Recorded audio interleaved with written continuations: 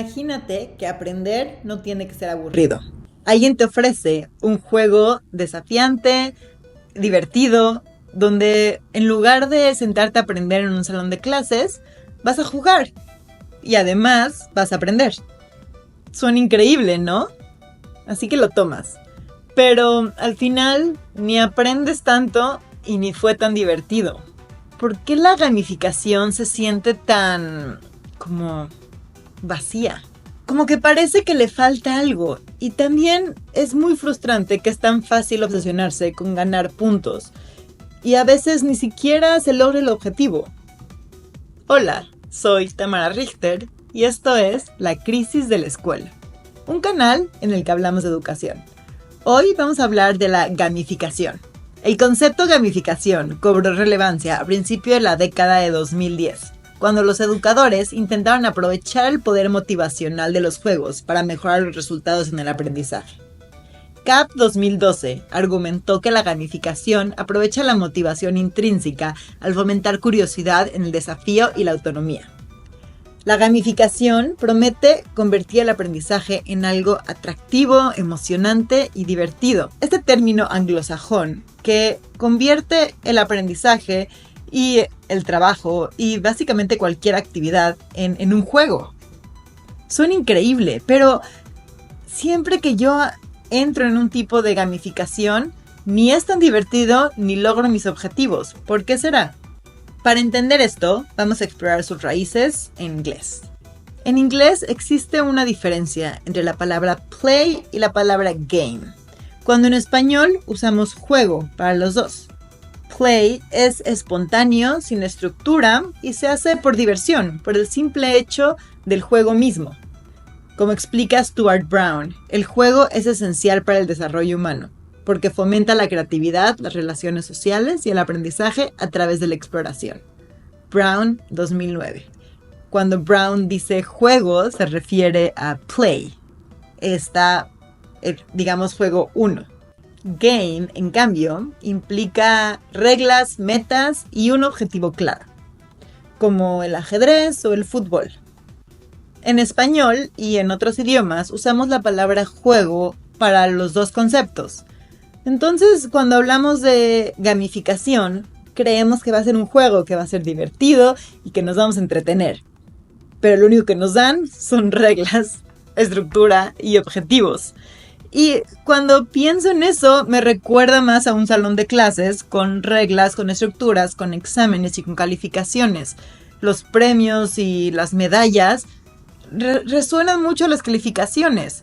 Entonces, por un lado, dices, voy a usar un juego para motivarme a aprender, pero no es tan divertido porque se parece al juego de calificaciones en las escuelas.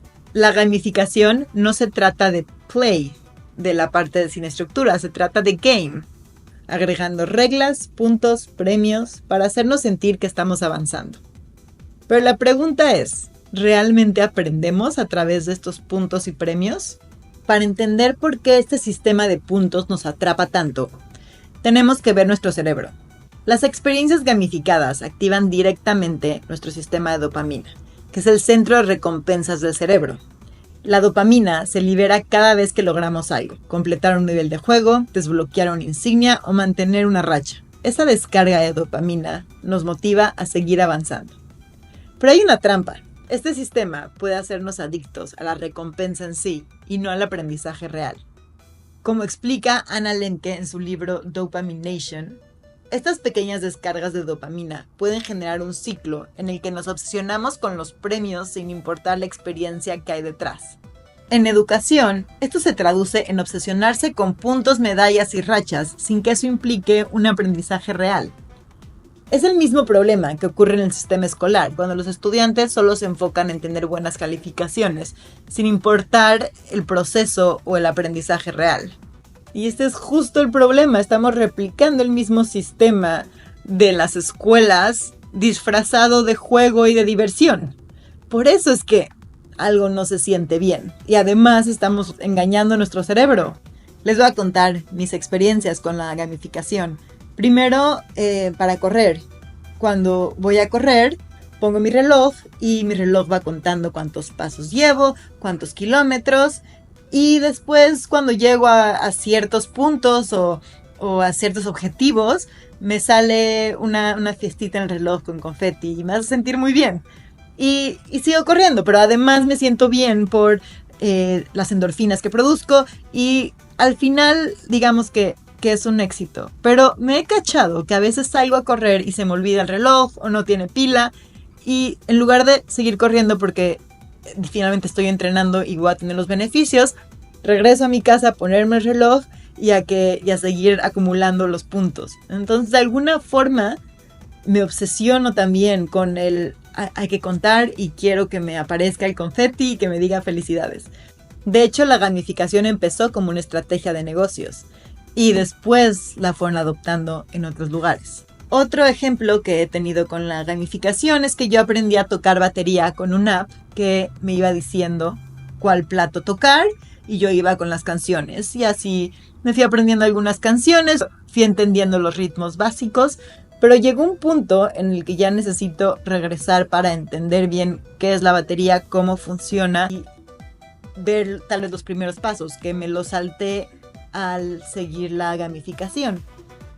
Pero ahí creo que terminé siendo más juego, o sea, creo que sí aprendí y sí jugué y sí logré esa promesa de la gamificación, pero siento que mi aprendizaje tal vez tiene algunos hoyos, que si hubiera ido en la forma tradicional de aprender el instrumento musical, no los hubiera tenido.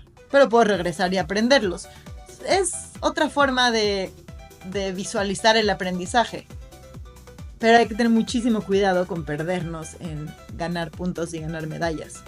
Y aquí es donde entra el valor del juego genuino, de play, como vimos al principio. Ese juego sin estructura donde juegas solo por el placer de jugar.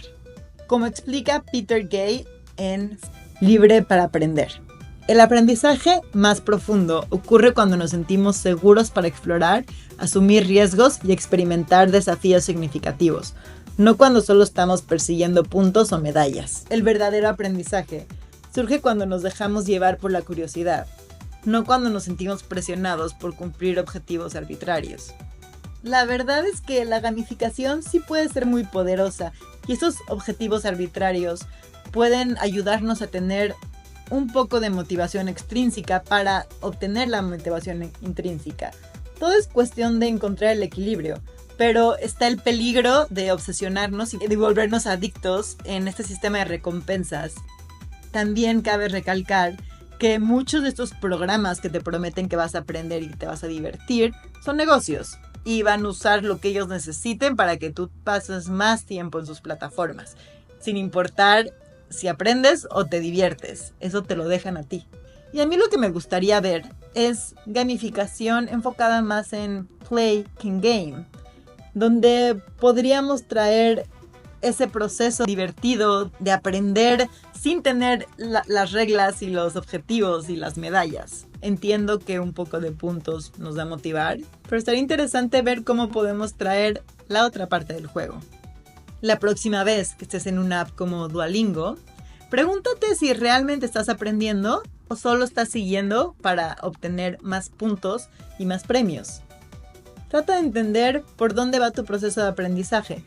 Y si tienen ideas de cómo hacer la gamificación más desde el lado play, más juegos sin reglas que solo premios y medallas, déjenmelo saber y tal vez tenemos una idea millonaria.